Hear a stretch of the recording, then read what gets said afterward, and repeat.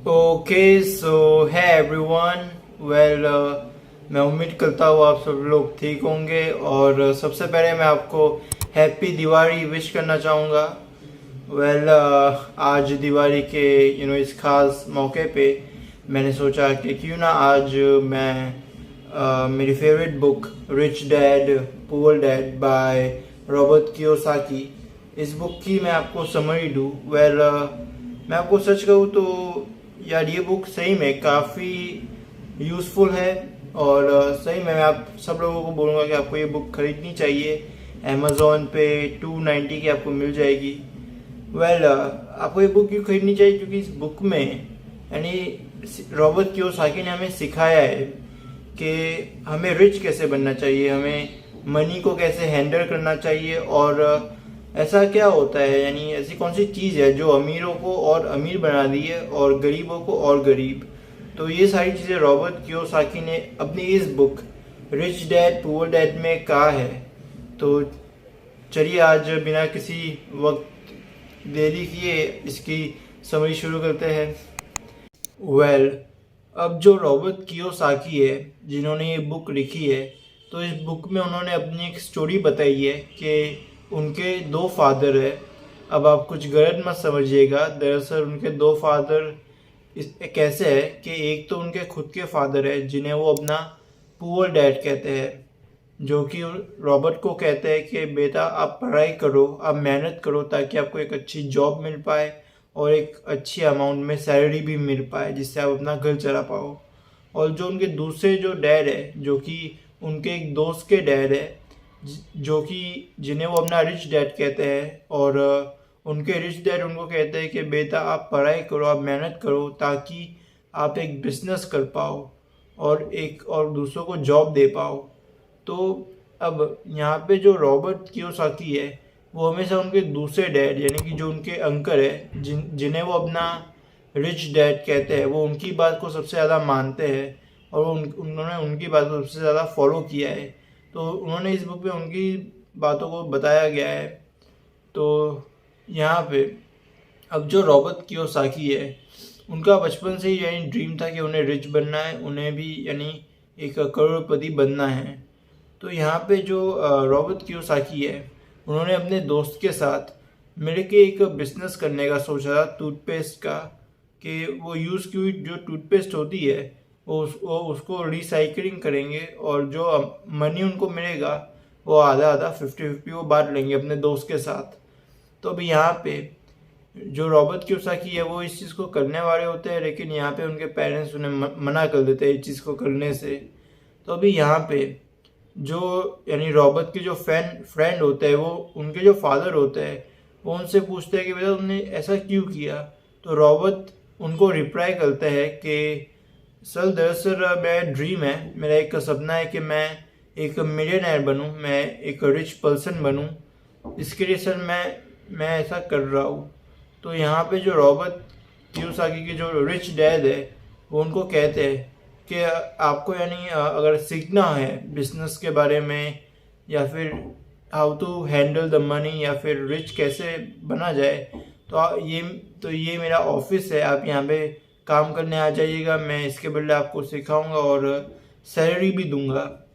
तो यहाँ पे जो रॉबर्ट होता है वो इस चीज़ को मान जाते हैं कि ठीक है, फिर मैं आपके यहाँ पे काम करने आ जाऊंगा। अब लेकिन यहाँ पे जो सैलरी उनको जो कम मिलती है तो वो इस बात से थोड़े दुखी होते हैं, वो इस बात से थोड़ा गुस्से में होता है कि मैं काम इतना कर रहा हूँ फिर भी क्यों मुझे पैसे इतने कम मिल रहे हैं। तो यहाँ पे रॉबर्ट कियोसाकी अपने रिच डैड के पास जाते हैं और वो उनको कहते हैं कि मैं आपकी कंपनी में 2 मंथ से काम कर रहा हूँ बहुत ज़्यादा, लेकिन फिर भी आप मेरे को इतने कम अमाउंट में क्यों पैसा दे रहे हो, इतने कम पैसा क्यों दे रहे हो। तो यहाँ पे जो उनके रिच डैड है उनको कहते हैं कि रॉबर्ट मैं तुम्हें ये लेसन सिखाना चाहता हूँ कि रिच पीपल कभी भी पैसों के लिए काम नहीं करते, और ये बुक का फर्स्ट लेसन भी यही है कि rich people never work for money, their money work for them. Well, यहाँ पे जो रॉबर्ट के जो यानी रिच डैड है वो उनको यही कहते हैं कि जो रिच पीपल होते हैं वो कभी भी अपने अपने यानी वो कभी भी पैसों के लिए काम नहीं करते, वो अपने ड्रीम्स, अपने पैशन या उस चीज़ के लिए काम करता है जिस चीज़ में उनको इंटरेस्ट हो और वो चीज़ उनके लिए आई गेस तो बहुत मायने भी रखती हो। तो यहाँ पे जो रिच डैड है उन्होंने ये सिखाया है रॉबर्ट को। अब यहाँ पे जो रॉबर्ट थे वो यानी इस चीज़ को समझ गए थे कि rich people never work for money, वो भी इस चीज़ को समझ गए थे। तो अभी यहाँ पे जो रॉबर्ट थे वो उनके रिच डैड से और भी पूछते हैं कि अगर ऐसा है तो सर मैं रिच कैसे बनूं, आप प्लीज़ मुझे सिखाइए डिटेल में। तो यहाँ पे जो उनके जो रिच डैड है उनको कहते हैं कि आप ऐसा है तो आप कल आ जाइएगा मेरे ऑफिस में, मैं आपको सिखा दूंगा। तो अभी नेक्स्ट डे रॉबर्ट उनके ऑफिस में जाते हैं और अब अगले दिन रॉबर्ट कियोसाकी अपने रिच डैड के पास जाते हैं उनके ऑफिस में। तो अब उनके जो रिच डैड होते हैं वो उनको कहते हैं कि सबसे पहले रॉबर्ट को एसेट और लाइबिलिटीज का फ़र्क समझ में आना चाहिए। अब एसेट और लाइबिलिटीज क्या होती है वो मैं आपको समझाता हूँ। अब एसेट यानी कि कोई भी ऐसी चीज़ है जो आपको पैसे बना के दे, और लाइबिलिटीज कोई भी ऐसी चीज़ जो आपकी जेब से पैसे निकाले। अब सपोज कि आपने एक शॉप खरीदी और आपने वो शॉप जो है वो रेंट पे दे दी, ठीक है, और आपने और रेंट का अमाउंट रखा 51,000 रुपीज़ पर मंथ। तो अब यहाँ पे आपने एक एसेट बनाया। अब आपने एक शॉप को रेंट पे दिया और अब यहाँ पे आपको जो रेंट मिलने लगा वो आपकी एक पैसिव इनकम है। अभी पैसिव इनकम यानी कि मतलब कि पैसिव इनकम, आप सपोज मैंने आपको ये सब समझाया कि आपने एक शॉप रेंट पे दी, उससे आपको अपने आप ही पैसे मिल रहे हैं। आपको भी सपोज अगर आप घर पे भी रहोगे या कई बार घूमने भी जाओगे तो भी आपको हर महीने हर मंथ आपको 51,000 रुपीज़ मिल रहे हैं। ओके, ये आपका एसेट हो गया। और अब दूसरी तरफ जो लाइबिलिटीज़ होती है, तो लाइबिलिटीज़ दरअसल कोई भी ऐसी चीज़ है जिसके लिए आपको पैसे देने पड़े। अब जैसे कि सपोज आपको एक लग्जूरियस कार खरीदनी है और तो आप क्या करोगे कि आप वो अमाउंट पे करोगे, लेकिन आप जैसे ही वो लग्जूरियस कार खरीदोगे आपको उसके सर्विसिंग का भी टैक्स देना होगा, फिर उसमें पेट्रोल है यानी पेट्रोल का भी टैक्स आपको देना होगा, पेट्रोल का भी पैसा आपको पे करना होगा, सर्विसिंग का भी आपको पेमेंट करनी होगी, सारी रात आपकी कार में कोई जंग ना लग जाए आपको उस चीज़ का भी ख्याल रखना होगा। और आपको मतलब बेसिकली आपके यानी जो कार आपने खरीदी आपको वो सब उस चीज़ का ध्यान रखना होगा और उस चीज़ के लिए आपको पैसे देने पड़ेंगे। तो ये आपकी लायबिलिटी हो गई कि आपने एक चीज़ के लिए आप पैसे दे ही जा रहे हो, तो वो आपकी लायबिलिटी हो गई। अब आप ये एक चार्ट देखोगे आप समझ जाओगे।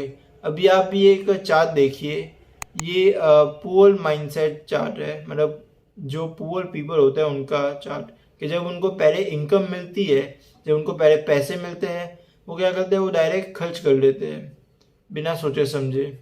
अब यहाँ पे अब आप दूसरी तरफ देखो तो यहाँ पे एक मिडिल क्लास यानी हम मिडिल क्लास लोगों का चार्ट आपको दिख जाएगा। तो जब हमको इनकम मिलती है हम क्या करते हैं, पहले तो सेव कर लेते हैं कुछ अमाउंट और फिर उसके बाद हम फिर से लाइबिलिटीज़ खरीदते हैं, कुछ भी ऐसी चीज़ें जैसे कि मोबाइल फ़ोन हो गए या क्लोथ हो गए या फिर कपड़े या फिर ऐसी कोई भी चीज़ें हम लोग खरीदते हैं, तो ये हमारी लाइबिलिटी हुई।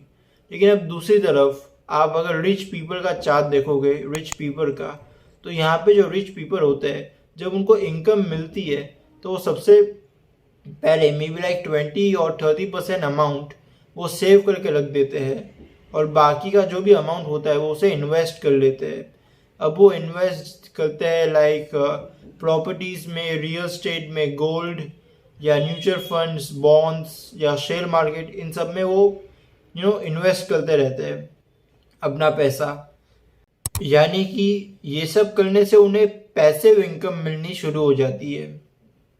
तो अब यहाँ पे जो बुक के ऑथर है वो रॉबर्ट कियोसाकी, वो भी हमको यही कहते हैं कि हमारी ज़िंदगी में हमें सबसे ज़्यादा एसेट बनाने चाहिए, लायबिलिटीज कम बनानी चाहिए। अब एसेट में मैंने आपको पहले ही बताया कि एसेट में आप रियल एस्टेट या प्रॉपर्टीज खरीद सकते हो, उनमें इन्वेस्ट कर सकते हो या फिर bonds, mutual fund, stock market या क्रिप्टो करेंसी, इन सब में आप इन्वेस्ट कर सकते हो। तो ये आपके एसेट हो सकते हैं, ये सब आपके एसेट है। अभी दूसरी तरफ जो लाइबिलिटीज है वो कम होनी चाहिए। इस बुक में यानी कहा भी गया है कि आपको ज़्यादातर अपने पैसों को काम पे लगाना चाहिए। और साथ ही साथ यूँ तो इस बुक में और भी बहुत सारी चीज़ें कही गई है, जैसे कि एक पॉइंट पे खुद इस बुक पे लिखा है कि स्कूल हमें कभी भी रिच बनना कभी नहीं सिखाएगा। स्कूल हमें यानी कि बेसिकली आपका स्कूल या कॉलेज आपको कभी भी रिच बनना नहीं सिखाएगा। इस बुक में ऐसा कहा भी गया है रॉबर्ट कियोसाकी ने कि आपको लाइफ में ज़्यादातर अपने एसेट लगने चाहिए और लाइबिलिटीज कम, क्योंकि अगर आप ऐसा करोगे तो वह इसके चांसेस है कि आप रिच और एक मिलियनेयर थोड़ा जल्दी बनोगे। लेकिन अगर दूसरी तरफ अगर आपकी लाइफ में आप लाइबिलिटीज और एसेट को एक जैसी रखोगे, इक्वल, तो आप ऐसा नहीं कि आप रिच नहीं बनोगे, आप बनोगे, लेकिन उसमें आपको टाइम लगेगा। तो बेसिकली रॉबर्ट कियोसाकी बस ये कहना चाहता है उनकी बुक में कि आप ज़्यादातर एसेट रखिए, आप ज़्यादातर उन चीज़ों में इन्वेस्ट कीजिए जो आपको लगता है कि सही है, और आप प्लीज़ फिजूल के खर्चे मत कीजिए। और यूँ तो इस बुक में और भी नॉलेजेबल चीज़ें लिखी गई है, लेकिन ऐसी ही नॉलेजेबल चीज़ें इस बुक में लिखी गई है, लेकिन मैं आपको भी सब कुछ नहीं बता सकता, क्योंकि अगर मैंने ऐसा किया तो फिर ये पूरा वीडियो काफ़ी लंबा हो जाएगा। तो यार मैं ऐसा तो नहीं कर सकता, लेकिन मैं आपको ऐसा पर्सनली कहूँगा कि आप लोग प्लीज़ ये बुक को ख़रीद लीजिए। अमेज़ॉन पे इसकी प्राइस होगी 190 रुपीज़। तो यार प्लीज़ आप 190 का आप इन्वेस्टमेंट कर लो, इसके बदले आपको करोड़ों का फ़ायदा होगा।